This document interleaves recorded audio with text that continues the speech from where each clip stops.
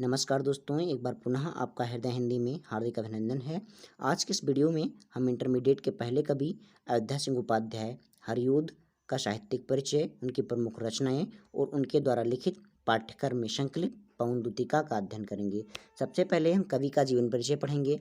अयोध्या सिंह उपाध्याय हरिओद जी का जन्म 15 अप्रैल सन 1865 ईस्वी में हुआ था। निजामाबाद आजमगढ़ में इनका जन्म हुआ था। उत्तर प्रदेश का एक ज़िला है आजमगढ़, वहीं इनका जन्म हुआ था। पिता का नाम भोला सिंह उपाध्याय। शिक्षा स्वाध्याय से विभिन्न भाषाओं का ज्ञान। यद्यपि इन्होंने मिडिल के बाद स्कूली शिक्षा प्राप्त नहीं की, परंतु सेल्फ स्टडी से विभिन्न भाषाओं का ज्ञान प्राप्त किया।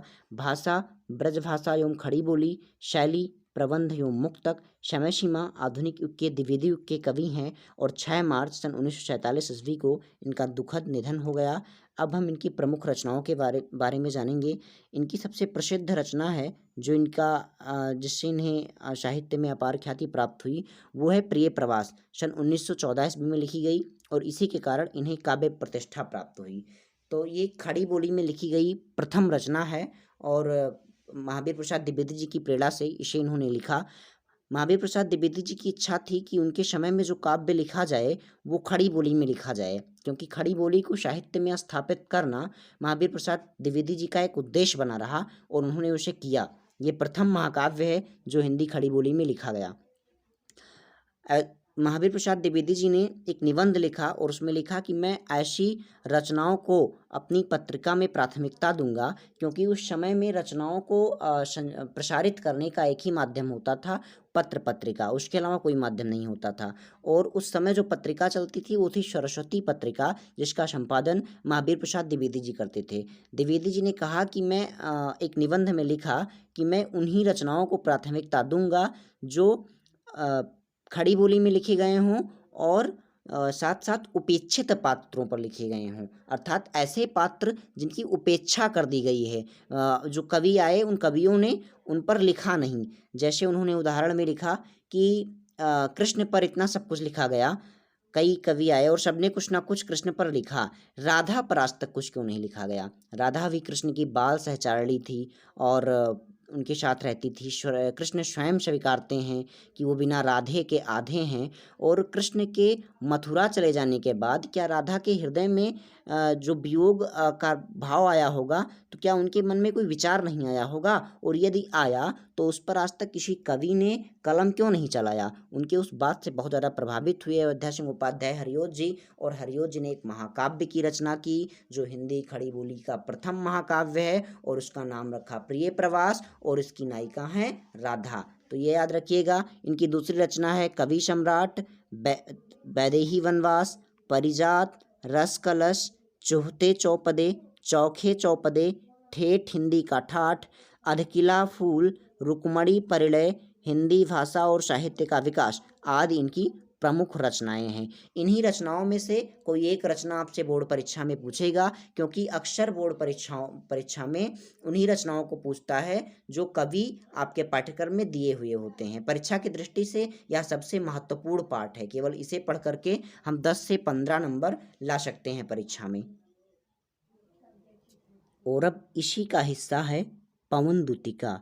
इसमें जो कृष्ण और राधा का जो छवि चित्रित किया है कवि ने, वो बिल्कुल आधुनिक कृष्ण और राधा का छवि चित्रित किया गया है, जिसमें कृष्ण को एक महापुरुष और राधा को लोक सेविका के रूप में चित्रित किया गया है। हरिओद की राधा और कवियों की राधा से भिन्न है। यहाँ हरिओद की राधा लोक सेवा की भावना से ओतप्रोत हैं, और यहाँ जो कृष्ण के मथुरा चले जाने के बाद राधा की जो विरह स्थिति है उसी का वर्णन किया गया है। किस प्रकार राधा कृष्ण के विरह में बैठी हुई हैं और अचानक से सुरीली हवा आती है और उससे उनकी मित्रता हो जाती है, और फिर उसे वो संदेश वाहक बनाती हैं और उसके माध्यम से कृष्ण तक संदेश भेजने का काम करती हैं। तो आइए हम शुरू करते हैं। प्रथम 4 लाइनों को ध्यान से देखिए। यहाँ पे बैठी खिन्ना यक दिवस वे गेह में थी अकेली, आके आंसू दृग युगल में थे धरा को भिगोते, आई धीरे इस सदन में पुष्प सदगंध कोले, प्राता वाली सुपवन इसी काल वातायनों से। बैठी खिन्ना एक यक दिवस, यक मतलब होता है एक और दिवस मतलब दिन। एक दिन राधा जी दुखी घर में अकेली बैठी हुई थी। खिन्न का अर्थ होता है दुखी, और खिन्ना मतलब किसी स्त्री के लिए जब हम खिन्न का प्रयोग करेंगे तो बड़ा की मात्रा लगा करके उसे कवि ने खिन्ना बना दिया है। तो बैठी खिन्ना यक दिवस, वे गेह में थी अकेली। एक दिन राधा जी घर में दुखी अकेली बैठी हुई थी। आके आंसू दृग युगल में थे धरा को भिगोते, उनके दोनों नेत्रों से आंसू गिर करके धरा अर्थात पृथ्वी को भिगो रहे थे। आई धीरे इस सदन में पुष्प सदगंध को ले, तभी उस घर में, सदन घर का पर्यायवाची है, उस घर में पुष्प से सुगंध को लेकर के प्रवेश करती है। कौन? प्रातः वाली सुपवन इसी काल वातायनों से। प्रातः वाली जो सुंदर पवन है वो उस घर में प्रवेश करती है। कैसे प्रवेश करती है? तो काल वातायनों से, जो खिड़कियां हैं उन खिड़कियों से प्रवेश करती है। आगे कवि लिखता है, दूसरा वाला हम देखते हैं। यहाँ लिखा है, संतापों को विपुल बढ़ता देख के दुखिता हो। अपने संतापों को, अपने दुखों को विपुल मतलब और ज़्यादा बढ़ता हुआ देख के दुखी हो करके धीरे बोली सदुख उससे श्रीमती राधिकाओं। दुख सहित उससे धीरे से श्रीमती राधिका बोलती हैं, प्यारी प्रातः पवन इतना क्यों मुझे है सताती, क्या तू भी है कलुषित हुई काल की क्रूरता से। हे प्यारी पवन, तुम प्रातः काल मुझे इतना क्यों सता रही हो, क्या तुम भी समय के साथ क्रूर हो गई हो। अर्थात कृष्ण के विरह में जो राधा की स्थिति है, समय ने जो स्थिति ला दी है, क्या तुम भी उसके साथ क्रूर हो गई हो। अगला लाइन देखेंगे हम, मेरे प्यारे नव जलद से कंज से नेत्र वाले, जाके आए न मधुबन से और न भेजा संदेशा। मेरे जो प्रिय हैं श्री कृष्ण वो कैसे हैं, राधा बताती हैं दूतिका से कि मेरे प्यारे नव जलद से, मेरे जो प्रिय हैं कृष्ण वो नए बादल के जैसे हैं। कंज से नेत्र वाले, उनके नेत्र कंज जैसे हैं। कंज जो है ये पर्यायवाची है कमल का, तो कमल जैसे नेत्रों वाले जो मेरे प्रियतम हैं कृष्ण, जाके आए ना मधुबन से और न भेजा संदेशा। मतलब मथुरा चले जाने के बाद ना तो वहाँ से वापस आए और ना ही वहाँ से कोई संदेश उन्होंने भेजा, कोई मैसेज उन्होंने हमें भेजा। मैं रो रो के प्रिय विरह से बावली हो रही हूँ, जाके मेरी सब दुख कथा श्याम को तू सुना दे। हे दूतिका, मैं कृष्ण के वियोग में उन्हें याद कर करके पागल हुई जा रही हूँ। प्रिय विरह मतलब अपने प्रिय के, अपने प्रेमी के दूर चले जाने पर मैं उनके विरह में हूँ और पागल हुई जा रही हूँ। तो मेरी सारी दुख कथा को जाओ और मेरे प्रियतम श्री कृष्ण को सुना दो, बता दो। ऐसा दूतिका को कहती हैं राधा। आगे कहती हैं कि ज्यों ही मेरा, रास्ता बताती हैं कि ज्यों ही मेरा भवन तज तू अल्प आगे बढ़ेगी, शोभा वाली सुखद कितनी मंजु कुंजें मिलेंगी, प्यारी छाया मृदुल स्वर से मोह लेंगी तुझे वे, तो भी मेरा दुख लख वहाँ जाना विश्राम लेना। जैसे ही, ज्यों ही मेरा भवन तस्तु, जैसे ही तुम मेरा घर छोड़ के थोड़ा सा आगे जाओगी, अल्प मतलब बहुत थोड़ा सा आगे जाओगी, तो बताती हैं राधा कि शोभा वाली सुखद कितनी मंजु कुंजें मिलेंगी। शोभा वाली मतलब बहुत सुंदर सुंदर मंजू का अर्थ होता है घनी घनी जो सुंदर कुंजें मिलेंगी। कुंज मतलब लता, मतलब ऐसे पौधे जो लस सकते हैं, ऐसे कुंजें तुम्हें मिलेंगी। लतावान सौंदर्य वाली कुंजें मिलेंगी जो प्यारी छाया मृदुल स्वर से, जो अपनी प्यारी छाया और मृदुल स्वर से तुम्हें मोहित करने का प्रयास करेंगी, आकर्षित करने का प्रयास करेंगी। तो भी मेरा दुख लख वहाँ जाना विश्राम लेना। हे दूतिका, तो भी तुम मेरे दुख को लेकर के वहाँ जाके रुकना नहीं, वहाँ तुम विश्राम ना लेना। आगे कहती हैं, थोड़ा आगे सरस रौका, थोड़ा आगे सरसरों का धाम सतपुष्प वाला। जब तुम और थोड़ा आगे जाओगी तो फिर तुम्हें सुंदर सुंदर, सरस मतलब रस सहित, रौ मतलब आवाज, कलरव, सुंदर सुंदर जो मतलब पंछी होंगे उनके चहचहाने की आवाज होगी, और शतपुष्प सैकड़ों पुष्प वाला जो धाम होगा वो तुम्हें मिलेगा। थोड़ा और आगे जब तुम जाओगी, अच्छे अच्छे बहुद्रुम लतावन सौंदर्यशाली, द्रुम का भी अर्थ होता है वृक्ष, और फिर वहाँ तुम्हें बहुत अच्छे अच्छे द्रुम मिलेंगे। बहु मतलब बहुत मिलेंगे, द्रुम मतलब वृक्ष, लतावान मतलब जो लस सकते हैं ऐसे वृक्ष तुम्हें मिलेंगे, सौंदर्यशाली जिनका सौंदर्य दिव्य है, अद्वितीय है, प्यारा वृंदा विपिन मन को मुग्धकारी मिलेगा, और वो प्यारा वृंदावन मिलेगा, मन को मुग्ध करने वाला, मन को मोहने वाला वृंदावन मिलेगा। आना जाना इस विपिन से, आना जाना इस विपिन से, मुँह यमाना ना होना। विपिन पर्यायवाची है जंगल का, इस जंगल से तुम्हें आना जाना तो है, लेकिन कहीं मोहित ना, मुँह यमाना मतलब इससे, इसकी छाया से तुम मोहित मत होना। ऐसा दूतिका को संबोधित करते हुए राधा बताती हैं।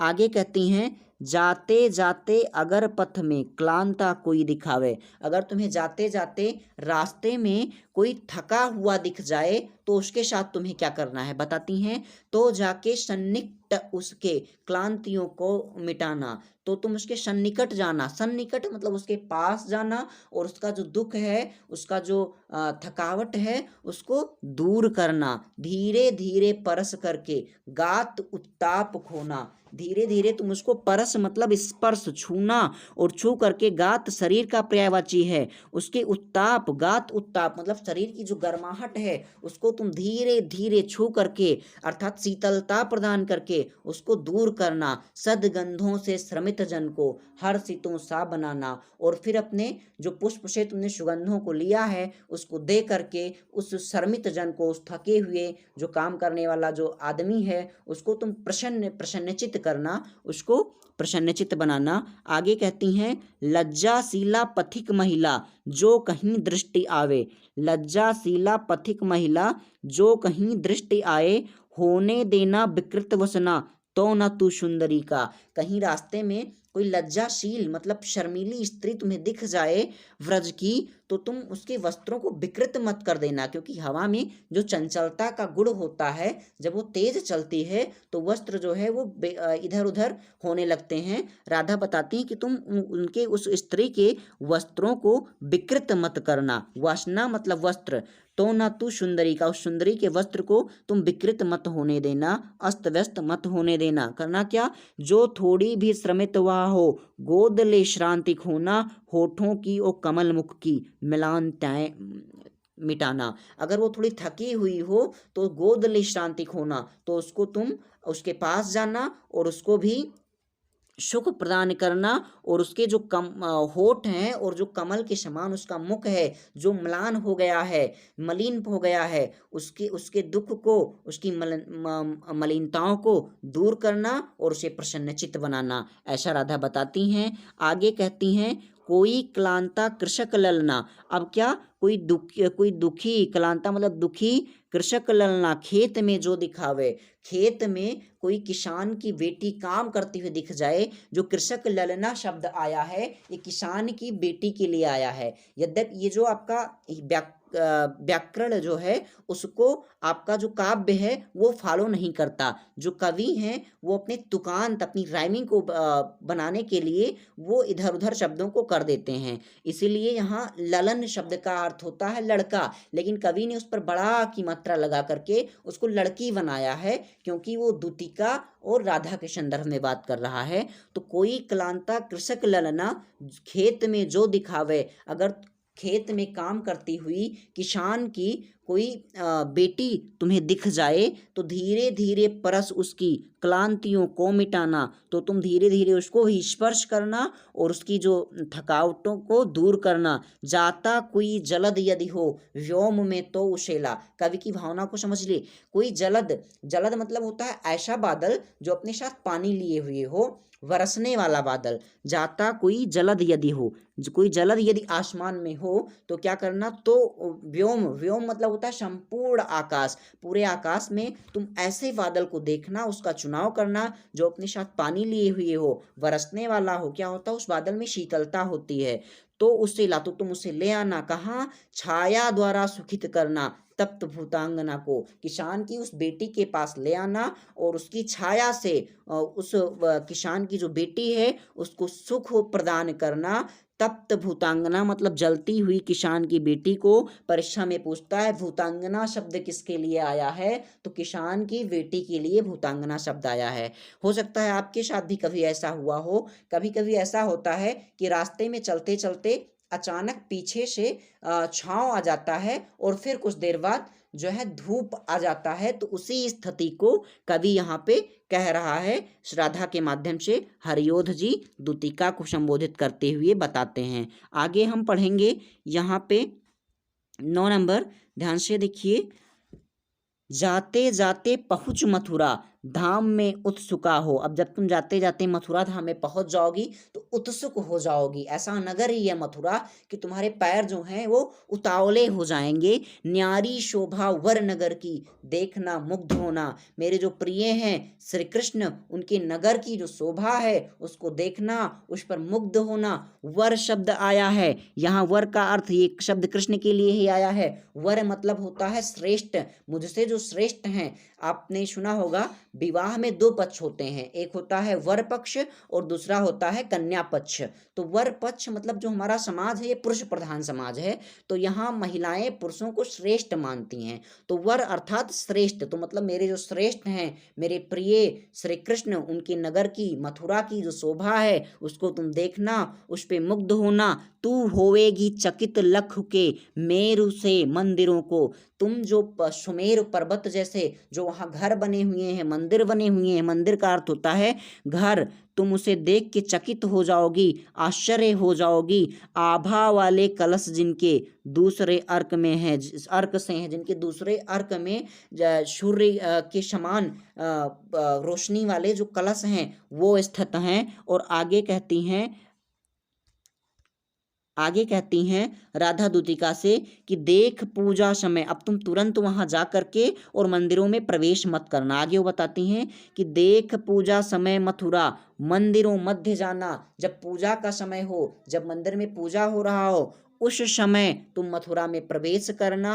नाना वादों मधुर स्वर की मुग्धता को बढ़ाना। और वहाँ पे कई ऐसे वाद्य यंत्र होते हैं जो हवा से बजते हैं। तुम में यह गुण है कि अगर तुम जाओगी तो मतलब उनको और ज़्यादा अच्छे से वो बजने लगेंगे। तो नाना वादों जो विभिन्न प्रकार के वाद्य यंत्र हैं उनकी मधुर स्वर के और तुम और बढ़ाना, उनकी मुग्धता को और बढ़ाना। किन्वा लेके रुचिर तरु के शब्दकारी फलों का। अब राधा जी बताते हैं या तो तुम वो करना या क्या करना। किन्वा का अर्थ होता है किंतु और, ठीक है। लेके रुचिर तरु के ऐसे फलों का चुनाव करना जिनमें तुम्हारी रुचि हो। लेकिन एक चीज याद रखना, रुचि के साथ साथ वे शब्दकारी हों, मतलब ऐसे फल जिनमें शब्द हो, जो आवाज करते हों, ऐसे फलों का चुनाव करना। और धीरे धीरे मधुर रव से मुग्ध हो बजाना। और फिर उन्हें मधुर रव मतलब होता आवाज, मधुर आवाज से मुग्ध हो करके धीरे धीरे बजाना। ऐसा दूतिका को संबोधित करते हुए राधा जी बताती हैं। ये प्रथम 10 पद हैं जिनको हमने यहाँ पढ़ लिया है। बाकी की जो बचे हुए हैं उनको हम अगले वीडियो में पढ़ेंगे। धन्यवाद।